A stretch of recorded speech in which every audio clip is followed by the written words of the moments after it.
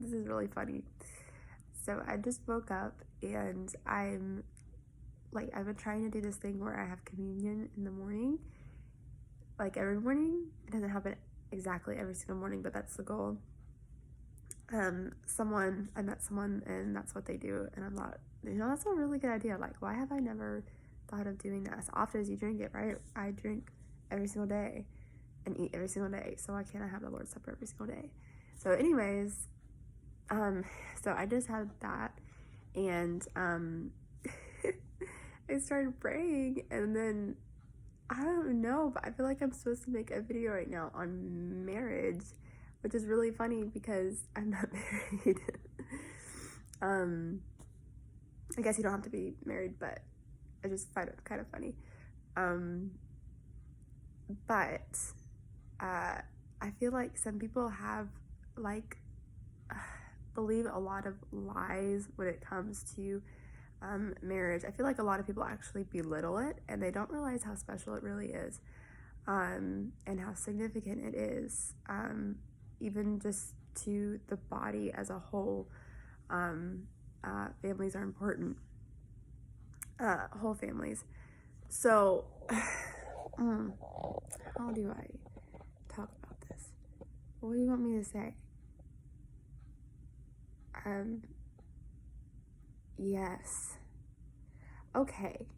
So I don't know, this is making me really, really giggly. I don't know. I guess there are some people who feel like they're called to be single, but they're actually not. They're actually being deceived into believing that is what God's telling them. And it's actually a burden to them because it's not actually aligning with God's will for their life. Crazy.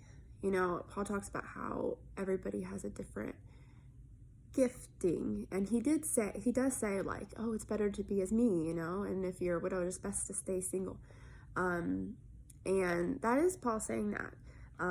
But like he said, also there's giftings to different people, and God knows how he made you and what he put in you and the plans he has for you.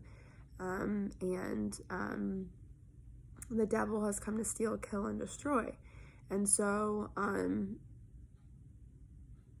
he's doing that with some people.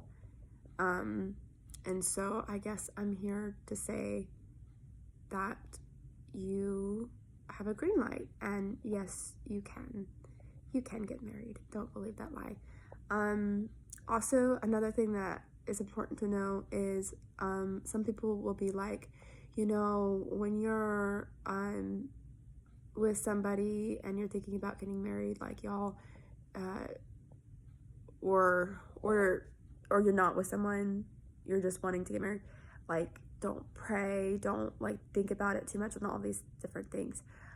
But it is important to pray. It is important to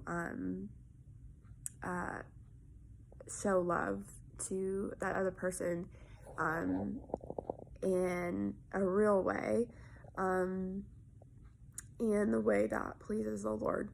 So, and fight too, fight for each other. That's important, because we are in a battlefield, so there is going to be things that take effort. There's some things where you think that it's just going to happen on its own, but it's not. You have to take action, and you have to do things the way the Lord leads you to. Obviously, not just on your own and in your own strength, but the way the Lord leads you. You have to be obedient to the different steps that he takes so you can get the inheritance that he wants to give you.